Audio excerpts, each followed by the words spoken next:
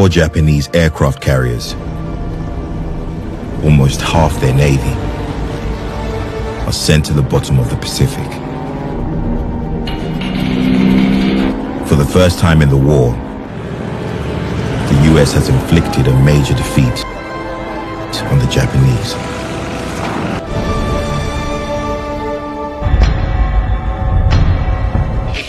Pada tahun 1942, ketika perang memasuki tahun ketiga, ketegangan kini melanda seluruh belahan dunia. Jepang telah melakukan kesalahan yang sangat besar. Dengan melakukan serangan kejutan, mereka telah memborbardir dan membumi hanguskan pangkalan militer Amerika, yaitu Pearl Harbor. Telah menyulut amarah Amerika dan menyeretnya ke dalam dunia perang. Untuk itu, dengan tegas, Presiden Roosevelt pun meminta kepada Kongres untuk mendeklarasikan perang. I ask that the Congress declare a state of war. Ketegangan pun semakin memanas, dan sebagai reaksinya, Jepang pun mengumumkan perang secara formal. Di sisi lain, sebagian besar wilayah Eropa kini sudah berada di bawah kendali blok poros. Hitler pun kini semakin mengganas. Ia mengerahkan 3 juta pasukannya, melakukan invasi besar-besaran ke wilayah Uni Soviet, dan sebagian pasukan Nazi lainnya bergerak ke Afrika hingga mencapai Libya dan Mesir. Di saat pasukan Inggris mulai mundur dari wilayah tersebut. Dan kini resiko pun semakin besar. Dengan blok poros menyapu bersih hampir di seluruh belahan dunia, mampukah gabungan kekuatan antara Amerika, Uni Soviet, dan Inggris Raya membungkam Hitler? Dan inilah kisah pertempuran paling berdarah di dunia. You must remember that you are in a desert. Miles and miles and miles of sweet FA. I was tired of deserts and killing and sick of the whole thing. Di wilayah Afrika Utara, lebih dari 1 tahun tentara Inggris berusaha mempertahankan daerah koloninya dari serangan pasukan Jerman. Namun kekuatan pasukan Jerman yang saat itu dipimpin oleh Jenderal Erwin Rommel semakin tidak terbendung. Mereka telah berhasil menguasai Libya, sementara pasukan Inggris bergerak mundur hingga ke pelabuhan Tobruk di wilayah Mesir. Bagi Rommel, ini merupakan titik penting invasi Jerman di Afrika. Dan jika ia berhasil menguasai pelabuhan Tobruk dari tangan Inggris, maka Jerman akan menguasai terusan Suez. Dan jika terusan Suez sudah berada dalam kendalinya, maka Jerman akan dengan sangat mudah menguasai Afrika sepenuhnya. Menyadari begitu kuat dan tangguhnya pasukan Jerman, atas perintah pusat, para perwira Inggris pun mengumpulkan tentaranya yang tersisa. Mereka diberikan arahan dan strategi untuk mempertahankan wilayah Tobruk sampai titik darah penghabisan. Dan setelahnya mereka pun menunggu sedikit bersantai, meremaskan ketegangan jiwa, tapi jauh di lubuk hatinya mereka sedang merasa cemas dan ketakutan yang mendalam. Pada bulan Mei tahun 1942, pasukan Jerman mulai memasuki wilayah Tobruk dan menyerang secara tiba-tiba. Dan di dalam kegelapan malam, mereka telah mengobrak-ngabrik pertahanan Inggris hingga menyisakan 2 orang yang masih berusaha melakukan perlawanan. Walau pada akhirnya 1 orang pun telah tewas dan 1 orang lagi menjadi tawanan. Kini Tobruk pun telah jatuh ke tangan Jerman, dan hal itu membuat seluruh Afrika Utara dalam genggaman Hitler. Sementara itu di belahan Pasifik, Jepang telah berhasil menaklukkan Filipina, Malaya, dan Burma. Rentetan kemenangan tersebut membuat langkah Jepang semakin cepat untuk menguasai Asia, dan kini pasukan mereka telah mendekati Singapura dari arah utara dan barat. Bahkan mereka telah berada di tanah Amerika, yaitu di pos terpencil wilayah Alaska. Jepang berencana melancarkan serangan kejutan terhadap Amerika yang berada di Pulau Midway di Pasifik. Namun rencana tersebut telah bocor. Pihak Amerika mampu memecahkan kode radio Jepang dan mengetahui rencana penyerangan tersebut. Setelah pihak Amerika berhasil mengetahui rencana dan penyerangan tersebut, kapal induk Amerika segera mempersiapkan pasukannya. Semua pilot diberi arahan, pesawat-pesawat tempur dan persenjataan pun telah disiapkan. Mereka akan merencanakan penghadangan pasukan udara Jepang sebelum mendekati kapal induk Amerika. Setelah dipersiapkan dengan matang, para pilot Amerika pun mulai menerbangkan pesawat tempurnya. Sementara itu, pasukan udara Jepang tidak mengetahui bahwa rencana penyerangan mereka telah diketahui pihak Amerika. Pesawat-pesawat tempur mereka pun mulai lepas landas menuju titik sasaran tembak. Namun di tengah perjalanan, mereka dikejutkan dengan serangan pasukan udara Amerika dan berhasil menembak jatuh 12 pesawat Jepang dan setelah itu mereka pun menghancurkan 4 kapal induk Jepang dan menenggelamkannya di Lautan Pasifik.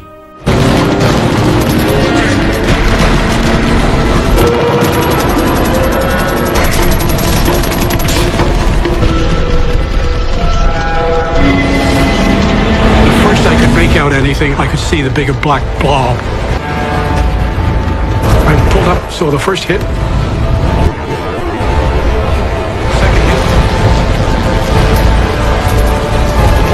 Third hit. It must have been an inferno. Dalam pertempuran pertama ini, Amerika memberi kekalahan telak kepada Jepang.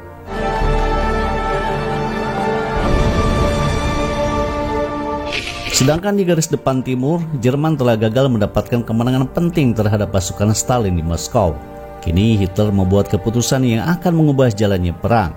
Hitler mengubah strategi perangnya. Dia mengirim pasukan terbaiknya ke arah selatan dan menyerang kota Stalingrad.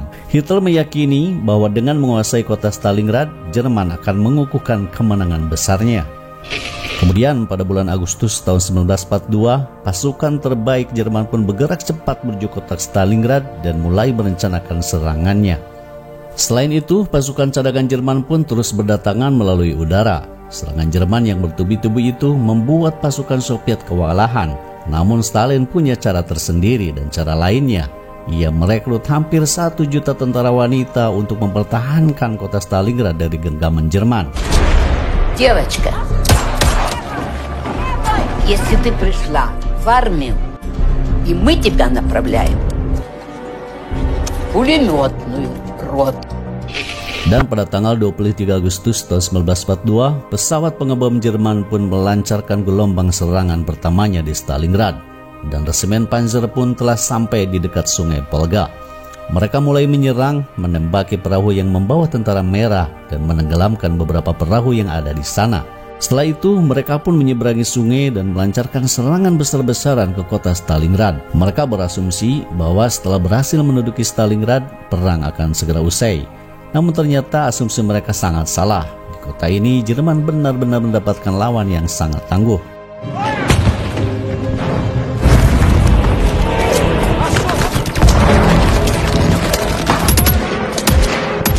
Selama 3 bulan, pertempuran di Stalingrad pun berjalan secara alot. Banyak prajurit yang gugur dari kedua belah pihak. Dalam situasi genting, Soviet masih memiliki sebuah rencana besar untuk memecah kebuntuan. Stalin mengerahkan seluruh kekuatannya mengepung pasukan Jerman dari arah utara dan selatan. Yaitu tepatnya pada bulan Agustus tahun 1942, pasukan merah melancarkan serangan balasan dengan jumlah yang sangat besar. Situasi pun berbalik arah, Jerman terkepung dan tak berdaya.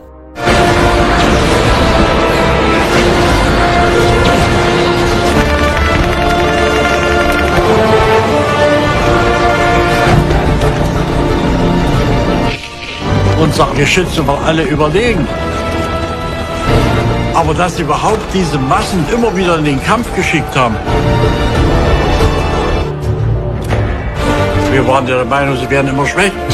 Stalingrad eingekesselt. Pada saat pasukan Jerman terjebak di Stalingrad, di Samudra Pasifik, pasukan Amerika dan Jepang sedang bertempur sengit di Kepulauan Solomon.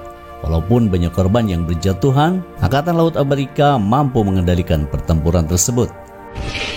Sementara itu di daratan Afrika Utara, perang kembali berkecamuk. Setelah Perdana Menteri Inggris melantik dan menugaskan Jenderal Montgomery, pasukan Inggris pun mampu menahan pergerakan pasukan Jenderal Rommel. Namun puluhan ribu pasukan Inggris masih ditawan pasukan poros, diantaranya adalah bernama Ray Ellis. Ia tertangkap pada saat pertempuran di wilayah Tobruk. Dan semua tawanan pun diangkut dari Afrika Utara menuju wilayah Papua di Italia Selatan. Berdasarkan kesaksian Ray Ellis, mereka telah menempuh perjalanan yang sangat panjang. Para tawanan berdesak-desakan, sulit untuk bergerak. Bahkan banyak dari mereka yang mati kelaparan di tengah perjalanan. Sesampainya di Italia Selatan, Ray dan para tawanan lainnya pun digiring ke suatu tempat. Mereka berbaris dan berjalan di tengah-tengah kerumunan warga Italia yang nampak sangat membenci mereka. We'd been starved. Broken down group of men. The street was lined with people spitting, jeering.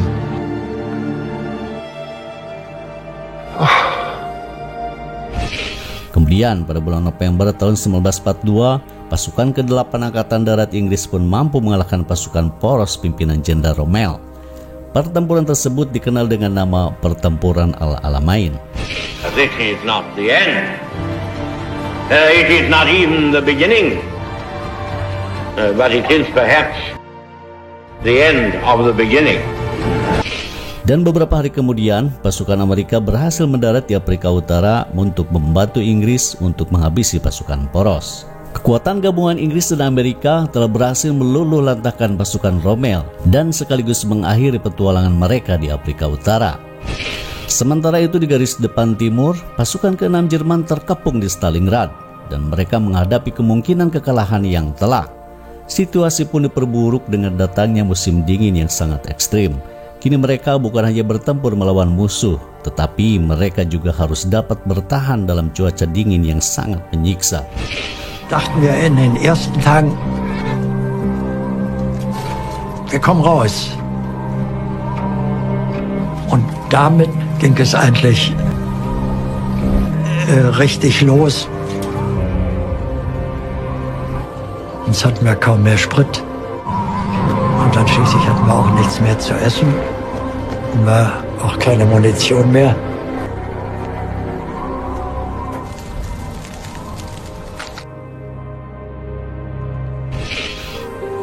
Im Laufe der Ereignisse in Stalingrad ist meine ganze bürgerliche Welt zusammengebrochen.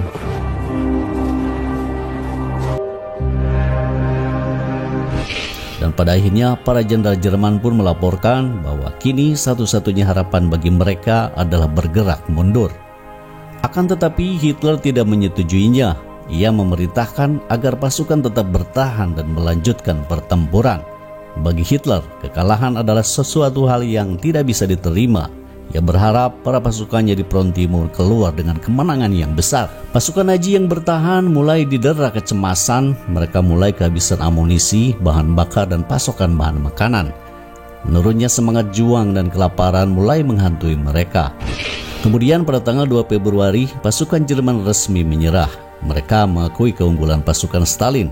Kurang lebih ada 800.000 pasukan poros telah tewas terbunuh dan ditangkap. Dan itu merupakan bencana besar bagi Hitler dan kekalahan terbesarnya selama perang. Dan pertempuran Stalingrad pun telah berakhir. Pada saat konflik memasuki tahun keempat, pertempuran lebih sengit pun dimulai.